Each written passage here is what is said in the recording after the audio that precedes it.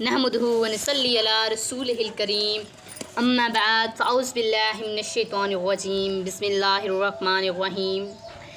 نہایت واجب الاحترام میرے ماتھے کا جھومر اور علم کی روشن کرنیں بکھیرنے والے معزز اساتذہ کرام اور شہرائے علم پر گامزن تشنگان علم، السلام علیکم۔ آج مجھے جس موضوع پر لب کشائی کرنے کا موقع ملا ہے وہ دراصل مجھ سے بہت بڑا سوال کیا گیا ہے کہ کیا ہم آزاد ہیں؟ جناب والا، اس سوال کا جواب لکھنے کے لیے جب میں نے قلم اٹھایا تو میری نگاہوں کے سامنے حق کی بات کرنے پر صحافی عزیز میمن کی لاش آئی تو میرے دل میں خیال آیا، ایسا ایک واقعہ تو ہر ملک، ہر دیش، ہر وطن، ہر مٹی، ہر جگہ ہوتا ہے۔ پھر میرے خیالوں میں بچوں کے سامنے سڑک پر زیادتی کا نشانہ بننے والی ماں آئی جس نے میرے قلم کو یہ لکھنے پہ مجبور کر دیا کہ ہم آزاد نہیں، ہوس کے قیدی ہیں۔ کہ اس بات نے میرے دل کو تسلی دی ہی تھی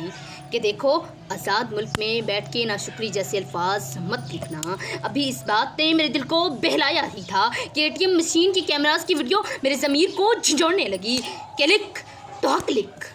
یوں صلاح الدین ایوبی اپنی پوری قوم سے منہ چڑھا کر کہہ رہے ہیں کہ جان کی امان پاؤ۔ ایک بات کہوں، جہاں ذہنی توازن ٹھیک نہ ہو اور اس شخص کو بھی بے دردی سے مارا جائے، یہاں کوئی آزاد نہیں۔ آج میں مارا گیا ہوں، کل کوئی اور مارا جائے گا۔ انصاف کا سوچنا ہی نہیں، بس مذمت سے کام چلایا جائے، بس مذمت سے کام چلایا جائے۔ جناب والا،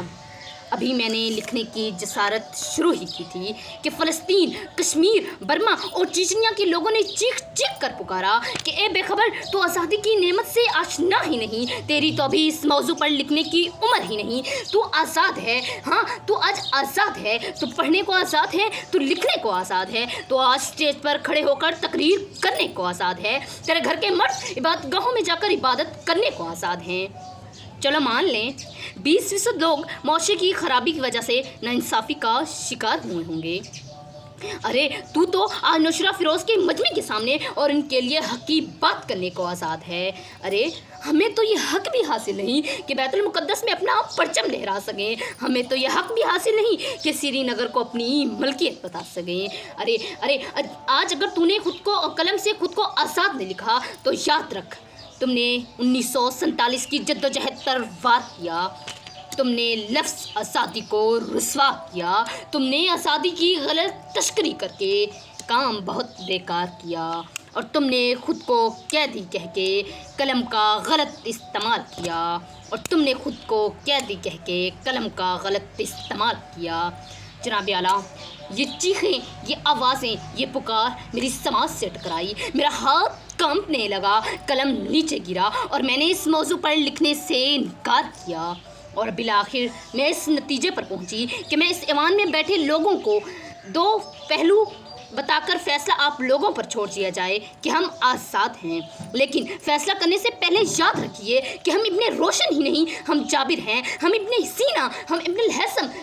ہم البیرونی توسی ہیں، ہم شاعری میں شیرازوی ہیں، ہم نغمہ گیری میں فردوسی ہیں، ہم حجان ہیں نشاپور کے، ہم رومی کی مثنوی ہیں، ہم سوز بنے تو بلے شاہ، ہم ساز بنے تو وارث شاہ، ہم عقل بنے تو شاہ لطیف، ہم رقص بنے، ہم وشت بنے، ہم سچل سرمست بنے، جب جنگ ہوئی تو دھولا دریا خاں، جب امن ہوا تو اکبر کے 9 رتن بنے۔ آپ کی سماعتوں کا شکریہ۔